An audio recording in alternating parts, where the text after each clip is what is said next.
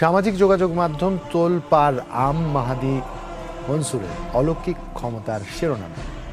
লিবিয়ায় হজযাত্রী মনসুরকে নিরাপত্তাজনিত কারণে উঠতে দেয়া হয়নি সৌদি আরবগামী বিমানে, কিন্তু তাকে ছেড়ে উড়োজাহাজ যেতে পারেনি মক্কার পথে। এই ঘটনাকে ইমানের জোর আখ্যা দিয়ে চলছে জোর প্রচার। আল্লাহর পবিত্র ঘর তাওয়াফ করার ইচ্ছা দীর্ঘদিন ধরে লালন করে আসছিলেন লিবিয়ার যুবক আমের মাহদি মনসুর। চলতি বছর হজের জন্য নিবন্ধন করেন তিনি। সব আনুষ্ঠানিকতা শেষ করে বিমানবন্দরে যাওয়ার পর বিপাকে পড়েন আমের। মিশর হয়ে তার সৌদি আরব যাওয়ার কথা থাকলেও নিরাপত্তা ইস্যুর কথা জানিয়ে তাকে বিমানে উঠতে দেননি কর্মকর্তারা। এক পর্যায়ে আমেরকে ছাড়াই টেক অফ করে বিমানটি।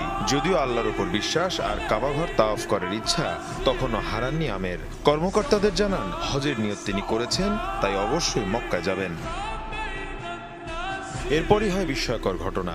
যান্ত্রিক ত্রুটির কারণে ফিরে আসে বিমানটি। চেকআপের পর আবারও উড্ডয়নের জন্য প্রস্তুত হয় বিমানটি। তবে এবারও তাতে উঠতে দেওয়া হয়নি আমেরকে, কিন্তু আবারও ত্রুটির কারণে বাধ্য হয়ে বিমানটি দ্বিতীয়বারের মতো ফিরে আসে।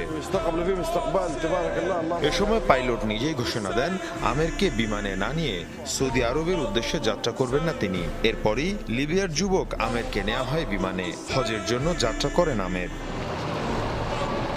অলৌকিক এই ঘটনাটি মঙ্গলবার জানিয়েছে হারামাইন শরীফ কর্তৃপক্ষ। মীর মুশফিকা হাসান, যমুনা নিউজ।